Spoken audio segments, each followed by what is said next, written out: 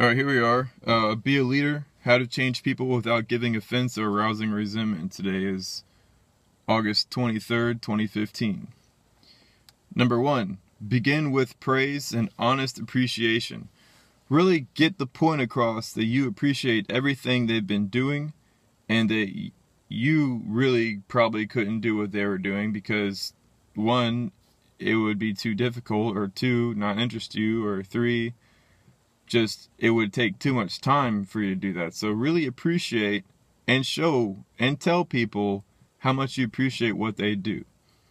For instance, if you are, in the field of astronomy and you're talking to a biologist, you don't sit here and try to talk about your own astronomy stuff with them. No, you look at them.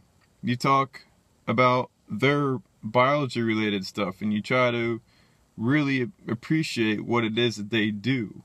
That way they open up more towards you and they could probably teach you something you didn't see about your own field. That kind of interplay of ideas can take place.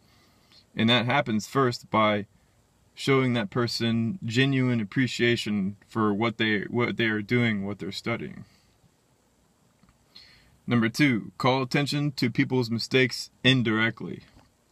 That's very difficult, especially if you're dealing with intellectuals, because they'll automatically see right through that bullshit. So that's a difficult one. 3, talk about your own mistakes before criticizing the other person. That's an important one. Yeah, I have a lot of bullshit papers on Vixra, and I think everybody knows it. But to say that the other person doesn't have any mistakes either, well, that's just outright lying to yourself. But what it does is it helps you give a sense of, hey, I'm not a perfect person, because I'm not. I make a lot of mistakes. There are a lot of ideas out there that just are incoherent, and I know this, and I'm willing to correct them over time. And that brings people more towards your cause a lot more, believe it or not. See here, ask questions instead of giving direct orders. That sometimes works. You can't use it all the time, like, could you do me a favor, or that kind of stuff. If somebody uses that all the time, it kind of loses meaning. It automatically sounds like a direct order. So only use that sparingly. Let the other person save face. Saving face means if their pride is really great, don't crap all over it. Kind of let them hold on to their pride a little bit, but change, slowly over time. Don't let them have that really big fall, that really big pride fall, or however you want to say it.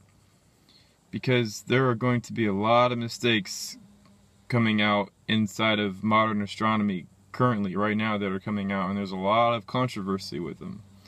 So let the astronomers save face. Let them know that, okay, we didn't know all the information. We didn't have all the, advanced technology. We just didn't know any better. Let them save face. Try to get yourself in their shoes. Like, oh, well, yeah, you didn't know any better, We didn't have enough technology to get us to where we were going, and it's not all your fault. I mean, you did the best with the tools that you had. Number 6, praise every improvement. Even little ones. Praise every single improvement. Incremental improvements. Praise every single one. Because that builds the person up. It really does. But don't build them up to where their ego gets big. Build them up in a way that they can be honest with themselves as well as they improve.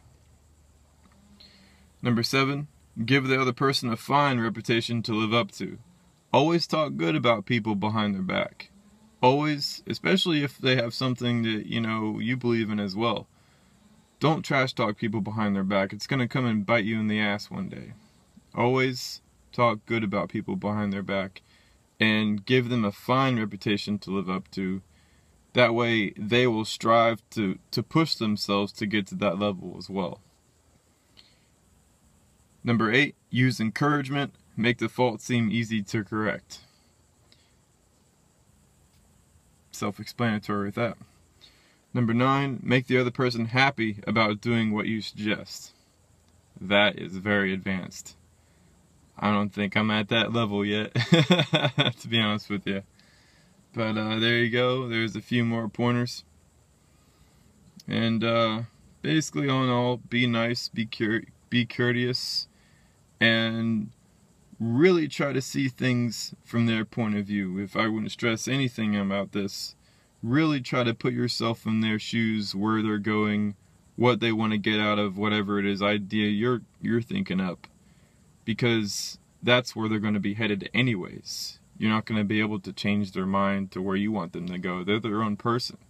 They want to go where they want to go. And as a leader, you have to be able to telegraph that kind of person.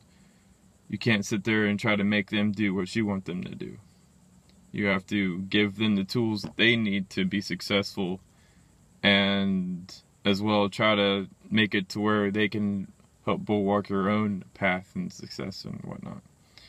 But yeah, I think that's a long enough talk. I'm going to go ahead and get some breakfast. Alright, later.